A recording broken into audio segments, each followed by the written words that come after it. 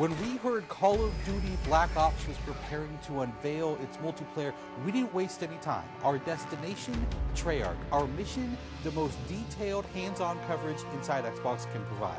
So sit back, relax, and keep a sharp lookout. Every feature you hear about in this preview has never before been done in a Call of Duty game.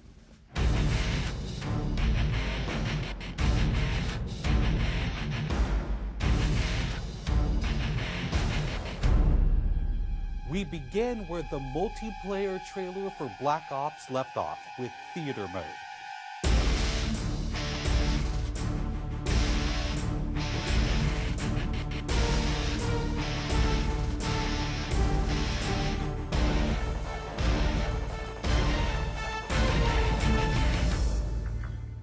Dan Bunting explains. You can switch the camera from any player's perspective in both first person and third person. You can detach the camera and go into free cam mode, which allows you to fly anywhere on the map, basically. It's really interesting when you pause the game and go into free cam, you just see all the particle effects just in their full glory, just frozen in time, and it makes some really awesome footage. We really want to give players the tools to be creative, make their own machinima, make their own highlight reels. Maybe they're really competitive clans that want to just capture the films from their matches and then go back and analyze what the other team did or whatever. Also brand new to Call of Duty is Black Ops' new currency system. We put the currency system into Black Ops multiplayer principally because we felt like it'd be a very interesting way to engage with all the unlocks that you've been getting. So one of the things that's really fun about currency is instead of being specifically told at a specific level what you're going to get, we're unlocking features by level, but then once the feature is unlocked, you can purchase any component of that feature with the currency directly. Of course, when you got a little currency jingling in your virtual pockets, nothing feels better than putting it on the line against your fellow players. Say hello, everyone, to wager matches. When we were developing the wager match game modes, we went through a whole bunch of ideas to find the four that we were going to use to ship inside the game. And really, if it wasn't people screaming in joy and frustration when they were sitting around the office playing, it wasn't good enough to be a wager match. Wager matches are all free-for-all modes, and they exist separately from the standard playlist. They include game modes like Gun Game, where you're in a race to score a kill with 20 different weapons, beginning with pistols and advancing through ever more explosive weaponry.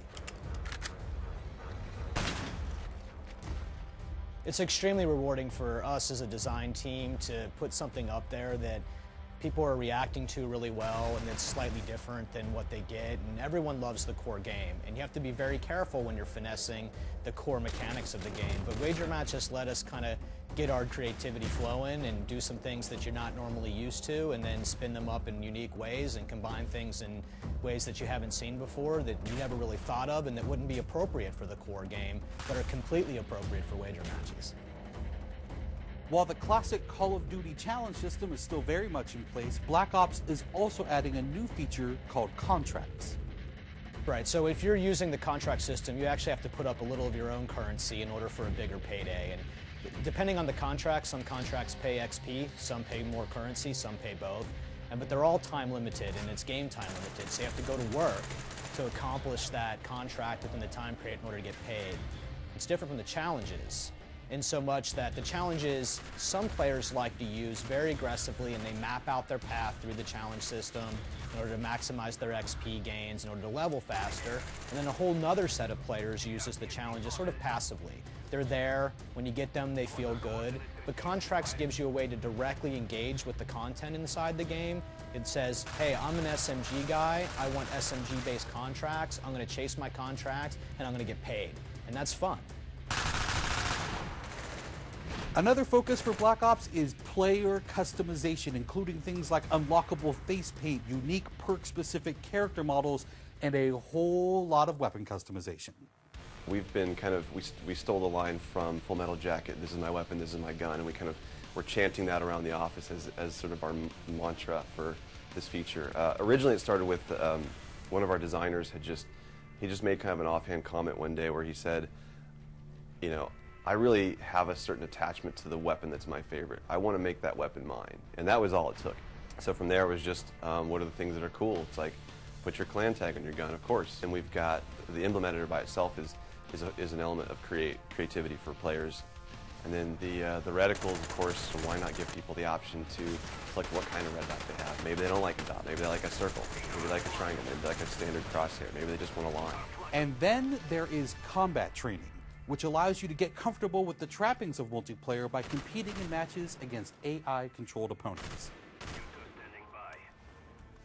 You know, it's our hope that combat training can convert people who are largely single-player gamers who might have, dabbled around in multiplayer but never made that leap to playing online, and give them kind of this experience where they can get familiar with the mechanics and features and systems that multiplayer has, but they can do so at their own pace, they can do so without someone screaming in their ear what a noob they are, and practice up and then join the competitive fold. Experienced players could use combat training to practice up on a particular weapon, a particular tactic, or a particular map. So we think it appeals to both audiences, but most directly, it was designed to help new players get into the mix.